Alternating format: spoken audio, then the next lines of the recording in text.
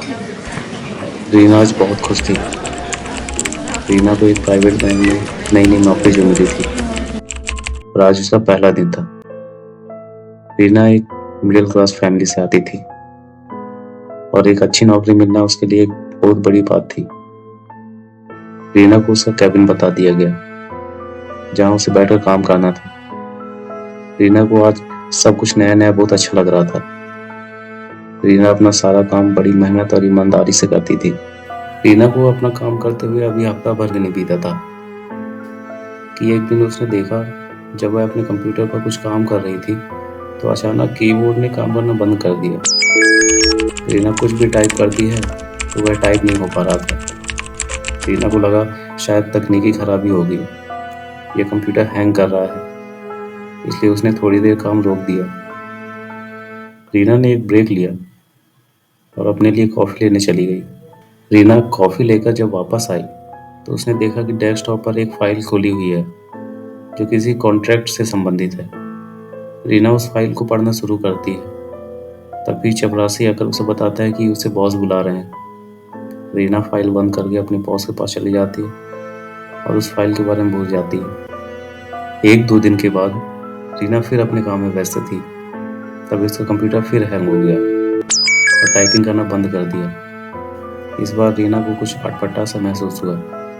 उसने सोचा कि शायद कंप्यूटर में कोई समस्या है, इसलिए उसने खुद ही उसे सही करने का सोचा। लेकिन इसके बावजूद भी कंप्यूटर काम नहीं कर रहा था। अचानक कंप्यूटर में फिर से वही फाइल खुलकर सामने आ गई जिसमें कॉन्ट्रैक्ट के बारे में कुछ लिखा हुआ था। रीना को उस फाइल को पढ़कर इतना तो समझ में आ गया था कि यह फाइल किसी बड़े कंसाइनमेंट के बारे में है। लेकिन रीना के दिमाग में एक बार यह खटकने लगी कि बार बार यह फाइल खुद ब खुद कैसे खुल जाती है, और वह भी तब जब कंप्यूटर हैंग हो जाता है। रीना ने पहले तो सोचा कि इस बारे में अपने स्टाफ से बात करते हैं, लेकिन किसी से इतनी ज़्यादा जान पहचान ना होने के कारण उसने अभी चुप रहना ही बेहतर समझा और इस बात को इग्नोर कर दिया। अब तो यह हर दूसरे दिन की बात हो गई थी, लेकिन रीना चाह कर भी किसी से पूछ नहीं पा रही थी कि आखिर माजरा क्या है। इसलिए उसने सबसे पहले यह जानने की कोशिश की कि यह कंप्यूटर पहले कौन इस्तेमाल करता था, कौन यूज़ करता था। शायद वह इस समस्या का समाधान बता पाए कि आखिर बार बार ऐसा क्यों हो जाता है। रीना को जानकारी करने पर यह पता चला कि यह कंप्यूटर पहले रंजना इस्तेमाल करती थी, जिसकी जगह उसे नौकरी मिली थी। रंजना ने अचानक ही बिना बताए नौकरी छोड़ दी थी, जिस वजह से रीना को हायर किया गया था। अब तो रीना की समस्या और भी बढ़ गई थी। अब रंजना की नौकरी छोड़कर जाने के बाद यह बात किससे पूछे कि कंप्यूटर में क्या समस्या है। लेकिन रीना के दिमाग में यह भी कौंध रहा था कि रंजना ने अचानक नौकरी क्यों छोड़ दी। लोगों के पूछने पर वो भी अजीब अजीब जवाब देते थे। जहाँ मिर्च मसाला मिला दिमाग उधर ही जाने लगता है। पर रीना के इस सवाल का कोई संतुष्टिजनक जवाब नहीं दे पाया। किसी ने कहा कि उसकी माँ की तबीयत खराब थी, इसलिए वह अपने गांव चली गई। तो किसी ने कहा कि वह अपने बॉयफ्रेंड के साथ भाग गई। तो किसी ने यह तक कह दिया कि उसने बैंक का रुपया चोरी किया था, इसलिए उसे रातों रात बैंक से निकाल दिया गया। इतनी सारी बातों में किसे सच माना जाए यह मुश्किल था। लेकिन ताज्जुब की बात यह थी कि जब तक रीना संजना के बारे में अपने स्टाफ से जानकारी ले रही थी, उन दिनों कंप्यूटर पर वह फाइल दोबारा कभी नहीं खुली। इसलिए रीना ने इस मामले पर मिट्टी डाली और दोबारा अपने काम पर ध्यान देने लगी और धीरे धीरे रंजना के बारे में भूल गई। लेकिन 4-6 दिन बाद फिर एक दिन कंप्यूटर ने काम करना बंद कर दिया। इस बार वह फाइल खुलकर ही नहीं आई, बल्कि इस बार कंप्यूटर पर कीबोर्ड अपने आप टाइप कर रहा था। क्या तुम सच में मेरे बारे में जानना चाहती हो? कीबोर्ड अपने आप टाइप किए जा रहा था। रीना ये सब देखकर बहुत डर गई थी। उसने हड़बड़ाहट में कीबोर्ड को कंप्यूटर से अलग कर दिया। इसके बावजूद भी टाइप हो रहा था। यह सब देखकर रीना की तो हवाइयाँ उड़ गई। वैसे तो रीना बहुत हिम्मती लड़की थी, पर ऐसी घटनाएं रोज थोड़ी ना होती थी। उसे समझ में नहीं आ रहा था कि वह क्या करे। हमारे डर के उसके मुंह में आवाज ही नहीं निकल रही थी और वह बेहोश हो गई।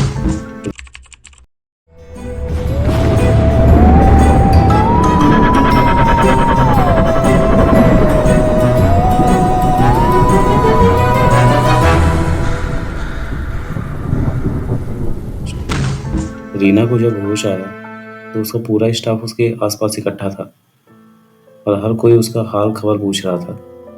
रीना ने कंप्यूटर की तरफ इशारा करके पूरी बात सबको बताई।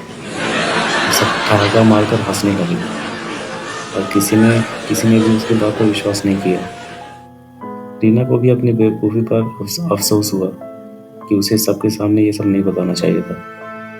अब सब उसे मूर्ख समझेंगे। इसी डर की वजह से उसने पहले भी कंप्यूटर खराब होने की बात किसी के सामने नहीं रखी थी। रीना की तबीयत नासाज होने की वजह से वह आधे दिन की छुट्टी देकर घर वापस आ गई। आज की घटना के बाद रीना को इतना तो समझ में आ गया था कि कोई मामूली घटना नहीं थी। जरूर इस बैंक में कुछ ना कुछ गड़बड़ हुई है। रीना इतना डर गई थी कि उसे वापस बैंक जाने का मन ही नहीं कर रहा था।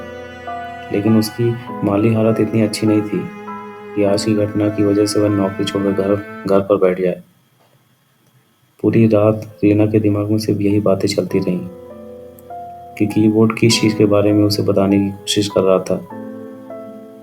आखिरकार रीना ने यह निश्चय किया कि वह इस घटना के बारे में पूरी सच्चाई जानकर ही रहेगी। अगली सुबह रीना पूरे आत्मविश्वास के साथ ऑफिस जाने के लिए तैयार थी, क्योंकि उसे जानना था कि आखिर कंप्यूटर में क्या दिक्कत है और वह किस बारे में सच बताना चाहता है।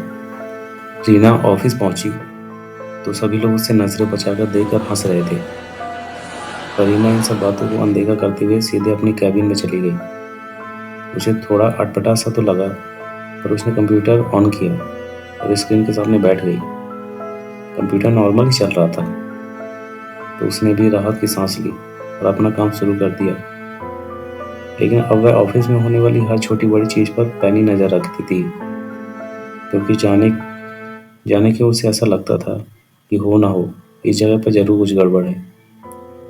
अब उसे इंतजार था तो बस उस दिन का जब यह कंप्यूटर दोबारा हैंग होगा, और वह दिन भी आ गया। लेकिन इस बार रीना डरी नहीं। कंप्यूटर हैंग कर रहा था, स्क्रीन बिल्कुल काली हो गई। तभी स्क्रीन पर टाइपिंग शुरू हो गई। क्या तुम मेरे बारे में जानना चाहती हो? रीना ने सिर्फ हाँ में सर हिलाया, पर कुछ जवाब नहीं आया। तो उसे लगा शायद कंप्यूटर को उसी भाषा में जवाब देना होगा। तो उसने इंटर की प्रेस की। कंप्यूटर पर दोबारा टाइपिंग शुरू हुई। अगर तुम मेरे बारे में जानना चाहती हो तो तुम्हें वादा करना होगा कि तुम इस बारे में किसी से कुछ भी नहीं बताओगी। रीना ने दोबारा इंटर प्रेस कर दिया। रीना ने इस बार टाइपिंग कर एक सवाल पूछा, क्या तुम रंजना हो? अरे वाह, तुम तो काफी समझदार हो। हाँ, मैं रंजना हूँ। तुम यहाँ इस कंप्यूटर में कैसे आ गई? लंबी कहानी है, जब सच बताऊंगी, पर अभी मैं जैसा कह रही हूँ वैसा करते जाओ, सब पता चल जाएगा। क्या तुम अपनी मौत का बदला मेरे जरिए लेना चाहती हो? हाँ, तुम ऐसा कह सकती हो, क्योंकि मेरी मौत के बाद एक तुम ही थी जो इस कंप्यूटर पर काम कर रही हो। मैं किसी और पर भरोसा नहीं कर सकती। एक तुम ही हो जिससे मैं बात कर सकती हूँ, क्योंकि शायद अभी तक तुम एक सच्ची इंसान हो। और इसके अलावा भी तुम्हें चुनने की एक वजह है। वह क्या? तुम्हारा दोस्त अमन, जो कि एक पुलिस ऑफिसर है, और मेरी मौत से पहले मैं उसी के सीनियर ऑफिसर को सारे केस की डिटेल देने वाली थी, पर उससे पहले ही मेरी हत्या हो गई। तुम्हें कैसे पता कि अमन मेरा दोस्त है? मैंने तुम्हें उसके साथ देखा था जब वह ऑफिस में तुम्हें पिकअप करने आया था। तो ठीक है, मैं अमन को तुम्हारे बारे में पूरी बात बता दूंगी, तो वह जरूर तुम्हारी मदद करेगा। मैंने अभी मना किया था ना कि किसी को कुछ भी नहीं बताना है। जब तक मैं ना कहूँ किसी कुछ मत बोलना, वरना जो हाल मेरा हुआ वही तुम्हारा और अमन का भी होगा। यहाँ किसी पर भी भरोसा मत करना, कोई भी कातिल हो सकता है। अच्छा, तो बताओ मुझे क्या करना है? मैं तुम्हारी पूरी मदद करूंगी। तुम मुझ पर पूरा भरोसा कर सकती हो। तुम जैसा कहोगी मैं वैसा ही करूंगी। सबसे पहले तो तुम ये बताओ कि तुमने उस कंसाइनमेंट वाली फाइल के बारे में किसी से बताया तो नहीं? नहीं, अभी तो नहीं। लेकिन ऐसा क्या है उस फाइल में जो तुम बार बार मुझे वह फाइल दिखा रही थी? दरअसल वह फाइल तो सारी फसाद की जड़ है। मानस मेरे बॉयफ्रेंड का नाम है।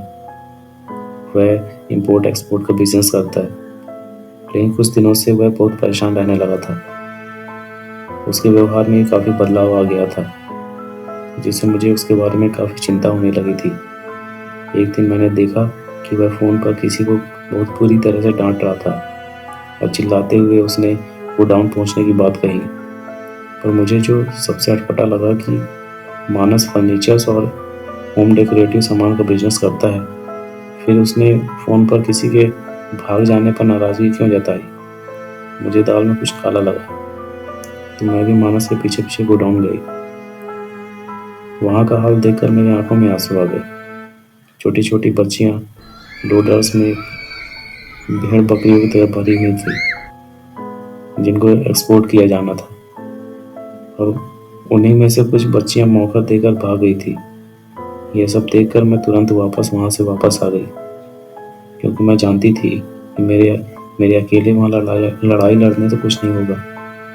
उसके बाद मैंने मानस की कंपनी, बिजनेस पार्टनर्स और उनकी डील्स के बारे में जांच पड़ताल शुरू कर दी। मैं उसका फ़ोन और लैपटॉप चेक करती थी। कभी कभी उसकी बातें भी मैं छुप छुप कर सुनती थी।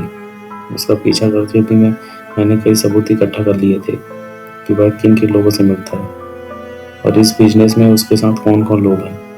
काफ़ी जांच पड़ताल के बाद मैंने इतना तो पता लगा लिया कि मानस कोई बिजनेसमैन नहीं, बल्कि एक दलाल है जो अनाथ और गरीब बच्चों के ऑर्गन्स को स्मगल करता है, और जिन लड़कियों के उसे अच्छे दाम मिलते हैं, उन्हें जिस फरोशी के धंधे के लिए बेच देता है।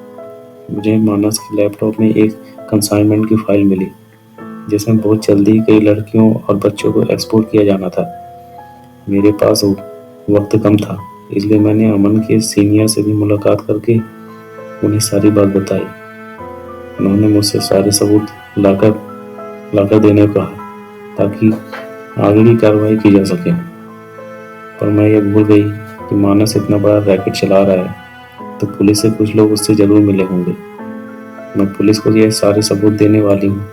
ये बात उसकी मदद करने वाले पुलिस ऑफिसर ने मानस को बता दी, और एक दिन लेट नाइट वर्क करते हुए मानस और उस इंस्पेक्टर ने मेरी इसी कमरे में हत्या कर दी। इसी वजह से आज तक मैं इस ऑफिस से बाहर नहीं जा पा रही हूँ और इस कंप्यूटर में कैद होकर रह गई हूँ। क्या इस कमरे में मर्डर? तो तुम्हारा मर्डर यहाँ हुआ और तुम्हारी लाश कहाँ है? किसी को ये नहीं पता कि तुम्हारा मर्डर हो चुका है। वक्त आने पर बता दूंगी कि लाश कहाँ है। अभी तुम्हें बस इतना करना है कि अमन के पास आवाज़ बदलकर फ़ोन करो और कंसाइनमेंट में दी गई डेट और लोकेशन पर होने वाली डील के बारे में टिप दो। देखते हैं कि अमन उस टिप का क्या करता है। तो मैं खुद भी तो बता सकती हूँ अमन को। आवाज़ बदलने की क्या ज़रूरत है? सामने से आकर सबूत देने का नतीजा मैं दे चुकी हूँ, इसलिए जितना कह रही हूँ उतना करो। रीना ने आवाज़ बदलकर अमन के पास फ़ोन किया और बताया कि कंसाइनमेंट के मुताबिक तय तारीख और लोकेशन पर नाबालिग लड़कियों का एक कंटेनर समुद्र के रास्ते से एक्सपोर्ट किया जाएगा।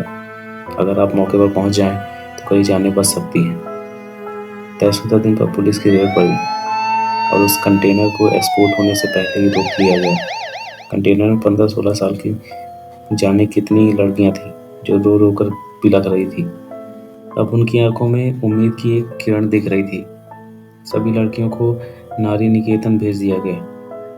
मानस के गोडाउन और घर पर भी रेड डाली गई और सील कर दिया गया। मानस कहीं नहीं मिला। उसे पहले से इस घटना की जानकारी हो जाने की वजह से वह कहीं भाग गया था शायद।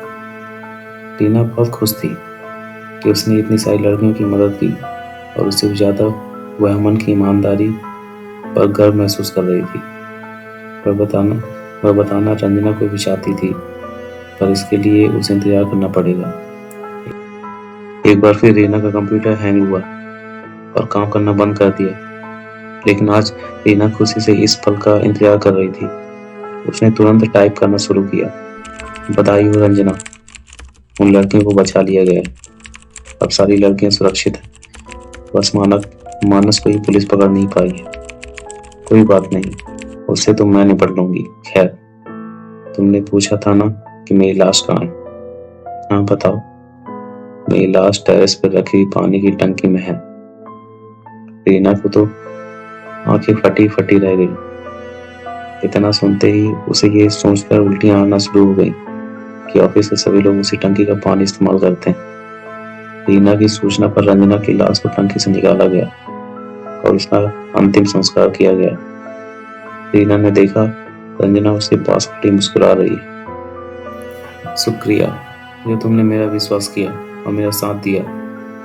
रीना ने हाँ कहते हुए सर हिलाया और उसने कहा, पर तुम पहले भी तो बता सकती थी कि लाश टंकी में है। मुझे तो सोचकर ही उल्टी आने लगती है। अगर मैं पहले बता देती तुम उल्टियाँ करने के चक्कर में मेरी मदद ना कर पाती।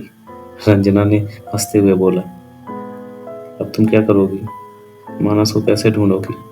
और वो इंस्पेक्टर, वह कहीं भी होंगे, मैं उन्हें ढूंढ लूंगी और उन दोनों को सजा भी जरूर दूंगी। इतना कहकर रंजना गायब हो गई और फिर कहीं भी नहीं दिखी। अब रीना का कंप्यूटर भी हैंग नहीं होगा। लेकिन कुछ दिनों बाद मानस और उस पुलिस ऑफिसर की मौत की खबर अखबार में छपी थी। मानस किसी बिल्डिंग से गिरकर मर गया था और ऑफिसर ने फांसी लगाकर सुसाइड कर लिया। अब यह तो ऊपर वाला ही जाने कि यह महज इत्तेफाक था या रंजना का बदला। Thanks guys for listening, and for the next video stay tuned.